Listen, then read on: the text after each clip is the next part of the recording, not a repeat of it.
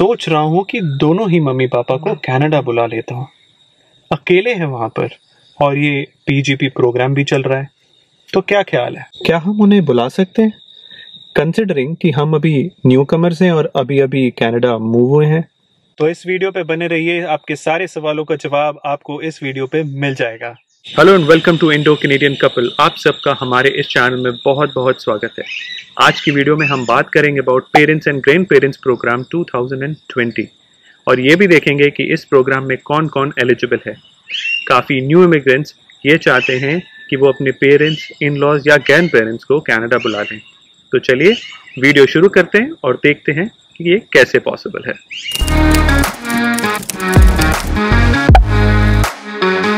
अब ये प्रोग्राम काफ़ी समय से सस्पेंडेड है और ये अब फिर से शुरू हो गया है ऑन 13 अक्टूबर।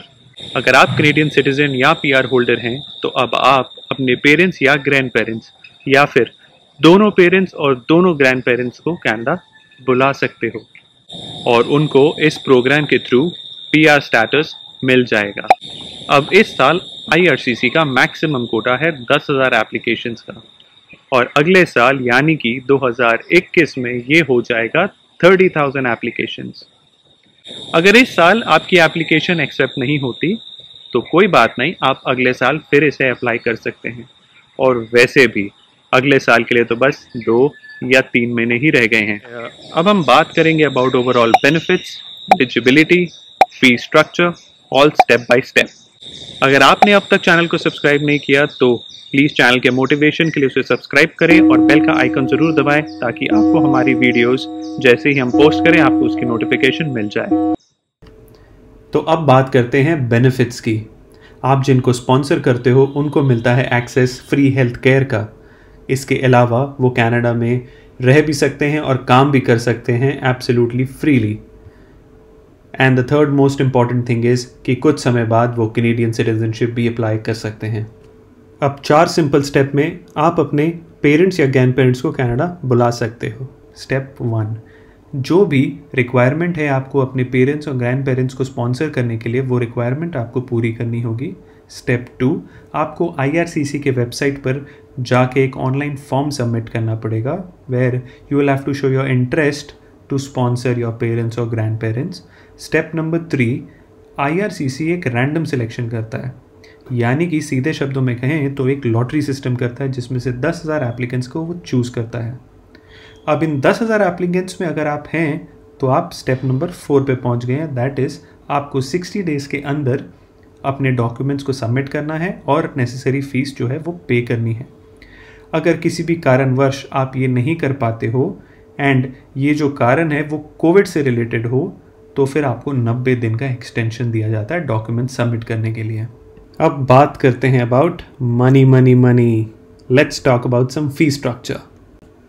अगर आप किसी एक पर्सन को स्पॉन्सर करते हो तो आपकी कॉस्ट पड़ती है 1050 कैनेडियन डॉलर्स। अगर आप दोनों पेरेंट्स को स्पॉन्सर करते हो तो आपकी टोटल कॉस्ट आती है 2100 कैनेडियन डॉलर्स। और अगर आप दोनों ग्रैंड पेरेंट्स और दोनों पेरेंट्स को स्पॉन्सर करते हो तो आपकी टोटल कॉस्ट आती है 4200 कैनेडियन डॉलर्स। अब एज अ स्पॉन्सर आपको कुछ रिक्वायरमेंट्स पूरी करनी होंगी। दैट इज़ आपको या तो कैनेडियन सिटीजन होना पड़ेगा या फिर एक पीआर होल्डर। दूसरा पॉइंट है कि आपको 18 साल की उम्र से ऊपर होना पड़ेगा। तीसरा, आपको कनाडा में रिसाइड करना पड़ेगा जब आप ये एप्लीकेशन अप्लाई कर रहे हो। फोर्थ इज़ आपको एक necessary income level for this program को एक्सीड करना होगा, जिसके बारे में हम आगे बात करेंगे। एंड आपको ये भी निश्चित करना होगा, इनफैक्ट आपको एक अंडरटेकिंग साइन करनी होगी जिसमें आप ये लिखेंगे कि you will be responsible to sponsor your parents for a period of at least 20 years financially. अगर इसको क्लियर शब्दों में कहूँ तो अगले 20 सालों तक आप अपने पेरेंट्स या ग्रैंड पेरेंट्स के लिए फाइनेंशियली लायबल होंगे। अब काफ़ी सारे न्यू कमर्स मेरी तरह ये चाहते हैं कि अपने पेरेंट्स और ग्रैंड पेरेंट्स को जल्दी से जल्दी कनाडा बुला लें, बट हमें करना पड़ेगा थोड़ा सा इंतज़ार। हमें 3 साल की टैक्स रिटर्न्स फाइल करनी पड़ेंगी और उसके बाद ही हम अपने पेरेंट्स या ग्रैंड पेरेंट्स को स्पॉन्सर कर सकते हैं।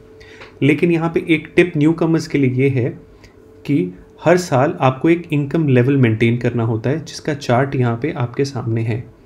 एंड आपको ये मेक श्योर करना पड़ेगा कि जब आप अपनी कोई भी जॉब एक्वायर करते हैं तो सैलरी इतनी ही होनी चाहिए या फिर इससे एक्सीड होनी चाहिए, ताकि आप उसे 3 साल के अंदर अप्लाई कर सकें, वरना ये प्रोसेस और डिले हो जाएगा। अब बाकी लोगों के लिए ये है कि अगर आप 2 लोगों को इनवाइट करते हो तो 2020, 19 और 18 में कितनी सैलरी होनी चाहिए वो यहाँ पे मेंशन्ड है। अगर आप 3 को बुलाते हो तो उसके हिसाब से भी यहाँ पे मेंशन्ड है। इस ईयर अगर आप नोट करो तो जो अमाउंट यहाँ पे मेंशन है ये रिड्यूस किया गया है। वो इसलिए रिड्यूस किया गया है क्योंकि कोविड-19 का कहर हम सब पे बरसा है, तो इसलिए Canadian government has been considerate enough to reduce this amount. अब अगर पेरेंट्स को कहा जाए कि आप n number of documents ready करो और आप सबमिट करो, तो ये उनके लिए बहुत मुश्किल है। तो ये सारे बेसिकली डॉक्यूमेंट्स आपको करने हैं, लेकिन जिनको आप स्पॉन्सर कर रहे हो उन्हें 2 डॉक्यूमेंट्स खुद से करने होंगे, that is a medical exam as well as a police clearance certificate. अब पुलिस क्लियरेंस सर्टिफिकेट आजकल काफ़ी टाइम लग रहा है मिलने में, तो इसे आप सबसे पहले अप्लाई करते हैं। अब ये पूरे प्रोसेस का प्रोसेसिंग टाइम है 20 मंथ्स टू 24 मंथ्स। अब इस पूरी वीडियो का सार ये है कि हमें जल्द से जल्द अपने पेरेंट्स या ग्रैंड पेरेंट्स को कनाडा बुला लेना है, चाहे वो इस साल हो या फिर अगले साल। अगर आपको ये वीडियो पसंद आई तो चैनल को ज़रूर सब्सक्राइब करें और बेल का आइकन दबाना बिल्कुल मत भूलना। और हमारी अगली वीडियो तक अलविदा।